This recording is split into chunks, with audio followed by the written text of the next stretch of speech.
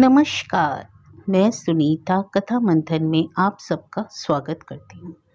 कथा मंथन में आज सुनिए द्वंद्व उपन्यास का द्वितीय अध्याय, लेखिका सुधा मूर्ति। इसका पहले का अध्याय आपको हमारी प्लेलिस्ट से मिल जाएगा, लिंक आपको आई बटन में मिल जाएगा।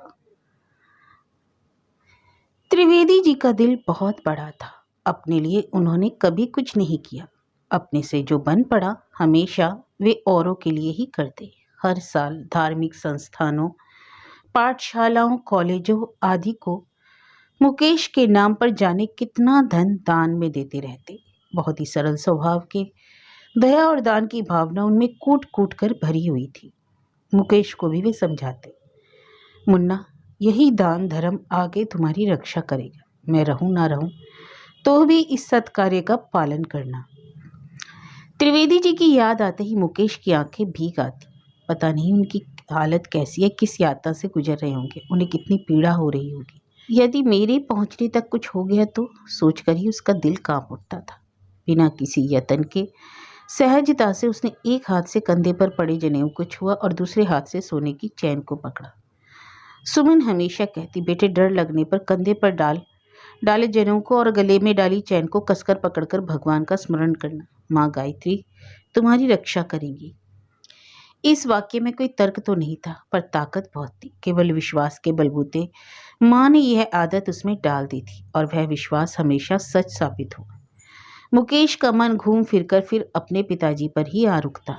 उनकी याद आते ही मुकेश मायूस हो जाता। मन ही मन उसने वैष्णो देवी से प्रार्थना की, हे माँ, मेरे पिताजी की रक्षा करना। उसी समय एक परिचारिका ने आकर उसे सर उठाया। सर, हम कानपुर के नजदीक पहुंच चुके हैं।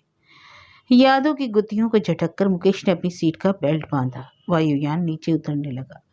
हवाई अड्डे पर मर्सिडीज लिए शफी उसका इंतजार कर रहा था। शफी मुकेश का ड्राइवर है, पिछले 10 वर्षों से इन्हीं के यहाँ काम कर रहा है। घर का एक सदस्य ही बन गया है। त्रिवेदी जी की फिएट कार है। कई वर्षों तक उसका ड्राइवर रामलाल ही रहा, लेकिन अब वह बूढ़ा हो गया। अब कई सालों से पिताजी की गाड़ी शफी ही चलाता है। शफी को देखते ही मुकेश ने पूछा, शफी, पिताजी कैसे हैं? शफी ने अपना सिर झुका लिया, कुछ बोला नहीं। मुकेश के हाथ से सामान लेकर गाड़ी में रखने लगा।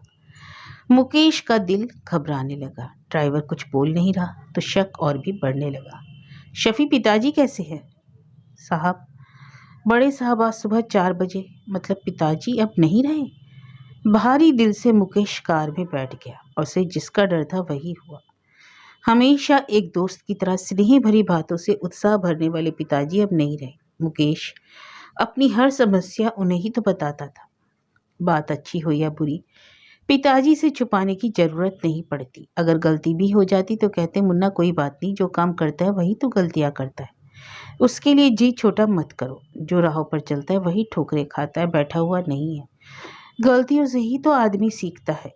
इस तरह वे उसे समझाते, उसमें स्फूर्ति भरते। मुकेश सोच रहा था, पिताजी के स्नेह में बरगद के नीचे मेरा और नीलू दीदी का लालन पालन हुआ है। अब वह बरगद का पेड़ नहीं रहा, जैसे किसी ने बरगद काट कर फेंक दिया और कड़ी धूप में अकेला छोड़ दिया। अंदर का दुख ज्वालामुखी की तरह बाहर आने लगा।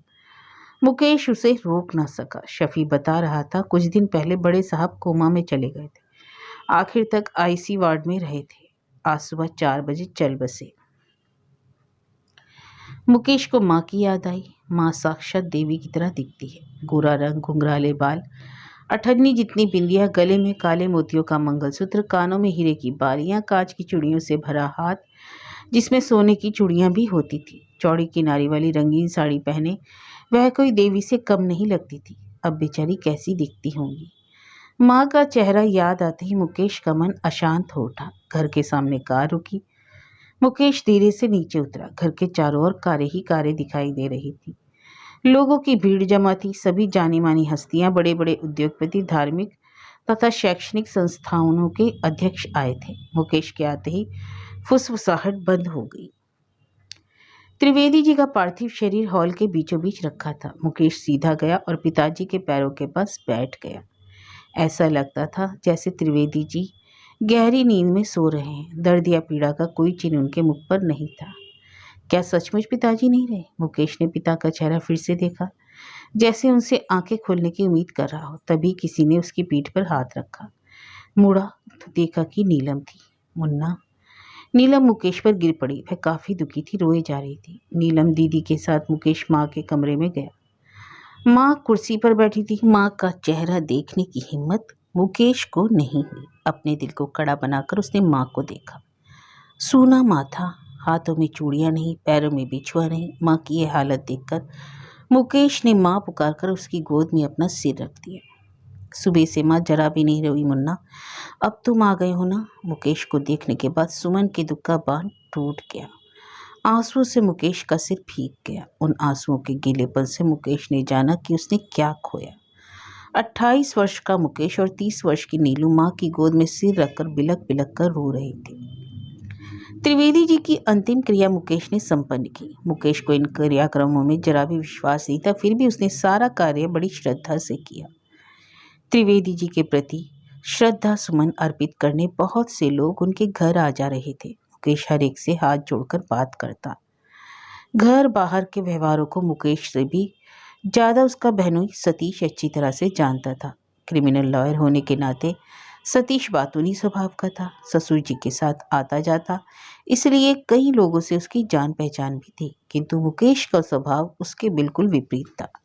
अल्पभाषी मुकेश एकांत प्रिय था, शर्मीला और बुद्धिजीवी। सतीश ने त्रिवेदी जी के फोटो को एनलार्ज करवाकर दीवार पर टांग दिया। उस पर उसने माला भी चढ़ा दी। वह सभी जान पहचान वालों को 13वीं का कार्ड भेजने में व्यस्त था। मुकेश को तो अब अपना जीवन ही नीरस सा लगने लगा। सुमन अपने 35 साल पुराने जीवन साथी को खोकर असहाय जैसी बन चुकी थी। अस्थि विसर्जन के बाद के लिए मुकेश अकेला पड़ जाएगा, यह सोचकर सुमन सतीश से बोली, आप भी मुकेश के साथ हरिद्वार जाते तो अच्छा होता। छोटा है बेचारा, अकेला पड़ जाएगा।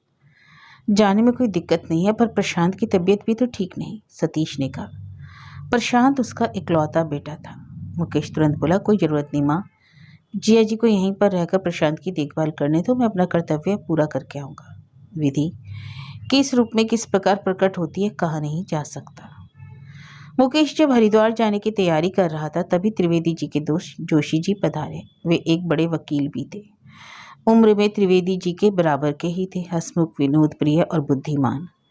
इसी कारण वे सभी के पसंदीदा इंसान थे।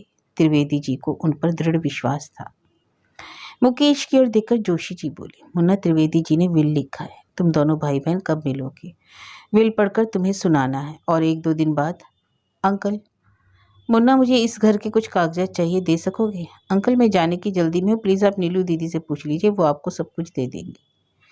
यह कहकर मुकेश हरिद्वार पहुंचा। अब उसका दुख पहले जैसा नहीं रह गया था। मन ने हालात को स्वीकार कर लिया। इसी को बुजुर्ग लोग शमशान वैराग्य कहते हैं। गंगा नदी में पिता की अस्थियां बहाने के बाद मुकेश अंतर्मुखी होकर किसी सोच में डूब गया। पानी में पैर लटका वह बहते तिनकों को बहुत देर तक देखता रहा। गंगा हमारे देश की सबसे पवित्र और विशाल नदी है। इस नदी से खींचे वे कानपुर में बसने के लिए तैयार हुए थे। त्रिवेदी जी गंगा तट बसे वाराणसी के मूल निवासी थे। बाद में वे मिर्जापुर चले आए। उनके परिवार के अन्य लोग भी जीविका उपार्जन के वास्ते यहाँ वहाँ बस गए। अब उनका कोई न वाराणसी में रहता है न मिर्जापुर में। त्रिवेदी जी के निधन के बारे में सोनिया को सूचना दे दी। हालांकि उसके पैर का दर्द अब कम हो गया था, पर वह पहले की तरह चलने फिरने के लायक नहीं हो पाई थी। उसके पिताजी का घर लखनऊ में था। वह सोचने लगी, पता नहीं इस बार मुकेश को वहाँ जाने के लिए समय मिलेगा या नहीं। सोनिया ने मुकेश से अपनी मर्जी यानी कि सास को लंदन ही लेते आने के लिए कहा। जगह बदल जाने से थोड़ा आराम मिलता है और दिल भी हल्का हो जाता है। वह जानती थी कि सुमन को अकेलापन महसूस होने पर 2-4 दिन के जाने के लिए कोई जगह नहीं है, इसलिए उसने माँ जी को यहाँ बुला लाने का सुझाव दिया। हरिद्वार से मुकेश लौट आया। जब घर पहुंचा तो दोपहर बीत चुकी थी। माँ शायद सो रही है, यह सोचकर मुकेश धीरे से ऊपर वाले कमरे में चला गया। उसने खाना भी नहीं खाया था। पेट में चूहे दौड़ रहे थे। जोशी अंकल आते ही होंगे, उनके आने के पहले मुझे फ्री हो जाना चाहिए। यह सोचकर मुकेश ने आवाज़ लगाई, दीदी मेरा खाना ऊपर भेज देना, तुम भी ऊपर आ सको तो अच्छा होगा। जोशी अंकल के आने का समय हो गया। मुकेश को कानूनी मामलों का जरा भी ज्ञान नहीं था। पता नहीं पिताजी ने यह विल क्यों लिखा, लिखने की जरूरत क्या थी? इन मामलों में जीजा जी होशियार हैं, उन्हें यहाँ रहने दो, उनके रहने से अच्छा होगा, मुकेश ने कहा। नीलम प्लेट में गर्मा गर्म रोटियां दाल अचार ले आई। उसे देखकर मुकेश को अपनी आंखों में विश्वास नहीं हुआ। अधिक रोने के कारण उसकी आंखें सूज गई थी, बाल जटा जैसे बन गए थे। पुरानी साड़ी में वह पहचानी नहीं जा रही थी। नीलम को बनने संवरने का बहुत शौक था। इसके पहले उसने नीलम को कभी ऐसे नहीं देखा था।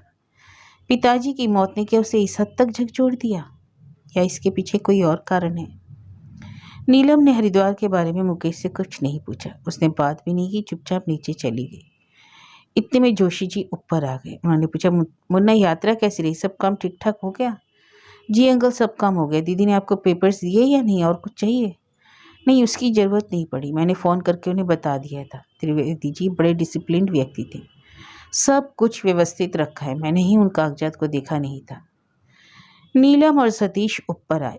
मुकेश वहीं बैठा था। जोशी जी विल पढ़ने लगे। मुकेश को कानून की भाषा जरा भी समझ में नहीं आ रही थी। उसने कहा, अंकल मेन पॉइंट ही बता दीजिए बस। ठीक है। मुन्ना, त्रिवेदी जी ने इस तरह लिखा है, बैंक में जितने भी स्थायी जमा है उनका आधा हिस्सा नीलम को मिलेगा। बेचैनी से सतीश ने पूछा, बाकी आधा?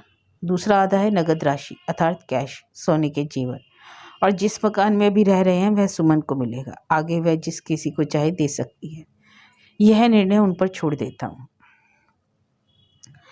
मुकेश को अभी कुछ समझ में नहीं आ रहा था, पर सतीश चौकन्ना हो गया। उसने पूछा, बाकी अमानत? बाकी जो कुछ भी बचा है सब मुन्ना का है। मतलब मुकेश गारमेंट्स के शेयर, मलिहाबाद का आम का बगीचा, दिल्ली का मकान या इंदिरा नगर का मकान सभी मुन्ना को मिलेंगे। उसमें से ड्राइवर रामलाल को 5 लाख रुपए देने होंगे। सभी चुप रहे। बिल्कुल शमशान जैसी चुप्पी थी। नीलम और मुकेश अचल बैठे थे। सतीश ने मौन भंग किया। बैंक में कितने रुपए हैं? करीब 50 लाख। इसका मतलब है यह है कि नीलू को सिर्फ 25 लाख ही मिलेंगे? हाँ, और साथ में यह भी लिखा है कि त्रिवेदी जी ने जिस किसी को जो भी दिया है उसे वे रख ले। इसका मतलब नीलू को दिया हुआ मकान तथा सोने के जेवर और कार, सोनिया को शादी में दिया सोना, सतीश को प्रैक्टिस के लिए दिए गए 10 लाख रुपए, ये सभी वे अपने पास रख सकते हैं। सतीश बोला, यह ठीक नहीं है। उसके चेहरे पर निराशा स्पष्ट दिखाई दे रही थी। जोशी जी ने अपनी वरिष्ठता की मर्यादा रखते हुए कहा, इसमें सही या गलत का सवाल ही नहीं उठता। सुमन अपने हिस्से की जायदाद को किसी के नाम कर सकती है।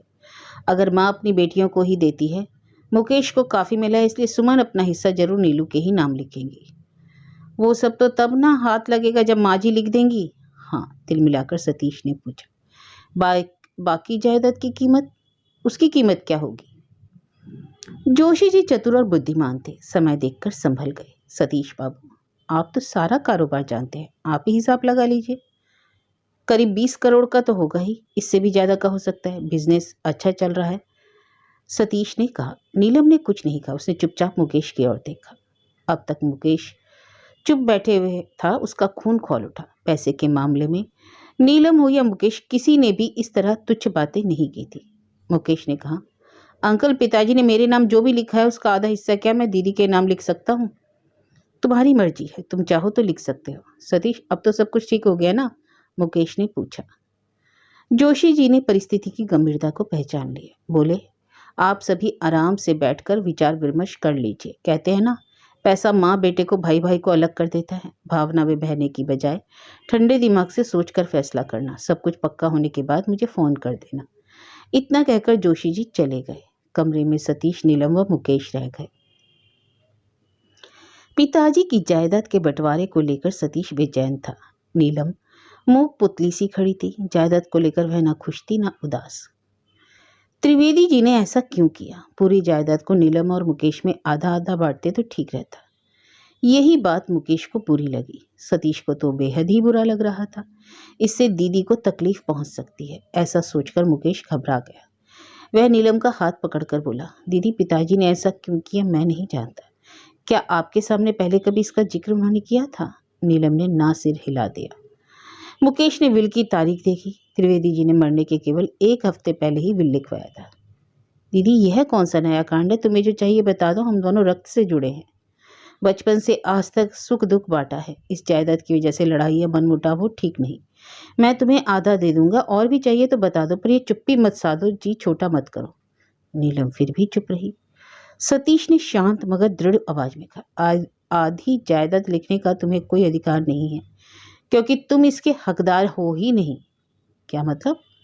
मुकेश, तुम पिताजी के असली बेटे नहीं हो, दत्तक पुत्र भी नहीं हो, तुम्हें केवल ऐसे ही अपनाकर पाला गया है।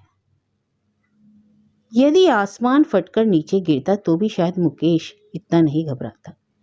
ये बातें सुनकर वह बावला सा हो गया। सतीश की बातों ने उसके अंतर मन को बुरी तरह आहत कर दिया। क्या कह रहे हो? हाँ, तुम पिताजी के बेटे ही नहीं हो, केवल नीलम उनकी बेटी है। आपसे किसने कहा? सबूत है मेरे पास, नहीं तो क्या मैं तुमसे बोलने की हिम्मत करता? क्या सबूत है? कांपती आवाज में मुकेश ने पूछा। मुकेश को लग रहा था जैसे उसके पैरों के नीचे से जमीन खिसक गई। जिस टहनी के सहारे के लिए पकड़ा, उसी के टूटने का डर उत्पन्न हो गया। सतीश ने मुकेश के सामने एक फोटो रखा। वह एक साधारण ब्लैक एंड व्हाइट फोटो था, मुकेश और नीलम के बचपन का फोटो। इस फोटो में ऐसी क्या बात है? सुमन ने बच्चों के लिए 2 अलग अलग एल्बम बनवाए थे। उनमें मुकेश और नीलम के बचपन से लेकर अब तक के फोटो थे, तरह तरह के पोज में, अलग अलग जगहों पर खींचे गए फोटो। मुकेश के एल्बम में यह फोटो नहीं है, पर उसके अकेले के बहुत सारे फोटो हैं। यह उसका पहला फोटो है। उस जमाने के फैशन के अनुसार स्टूडियो में पीछे पर्दा लगा रखा था, सिंहासन रखे हैं, बगल में नकली फूलों का गुलदस्ता। तो इसमें क्या खास है? ठीक से देखो। इसी तरह का फोटो नीलम के भी एल्बम में है। झालर वाला फ्रॉक पहना है नीलम ने, उसके चेहरे पर घबराहट है, वह अकेली सिंहासन पर बैठी है। यह फोटो मुकेश को भी याद है। इस फोटो को देखकर कई बार सतीश मजाक किया करता था, नीलू, इस फोटो को मैं पहली बार देखता तो तुमसे कभी शादी नहीं करता, गांव की छोकरी जैसी लग रही हो। मुकेश भी वैसा ही दिख रहा है। उस फोटो को देखकर सुमन ने सफाई पेश की थी। नीलम जब छोटी थी तब एक बार स्टूडियो जाकर फोटो खिंचवाया था, और जब मुकेश छोटा था तो उसी स्टूडियो जाकर उसका भी फोटो खिंचवाया था। ये कैसा सबूत है? फोटो के पीछे देखो। मुकेश ने फोटो को पुनः गौर से देखा। मुकेश और नीलू एक दूसरे का हाथ पकड़े खड़े हैं। दोनों के बाल लंबे और खुले हैं। दोनों एक ही सिंहासन पर बैठे हैं। फोटो के पीछे 2 फरवरी 70 लिखा हुआ है। साथ ही में दुकान की मोहर है, पिक्चर पैलेस, जराना, महाराष्ट्र।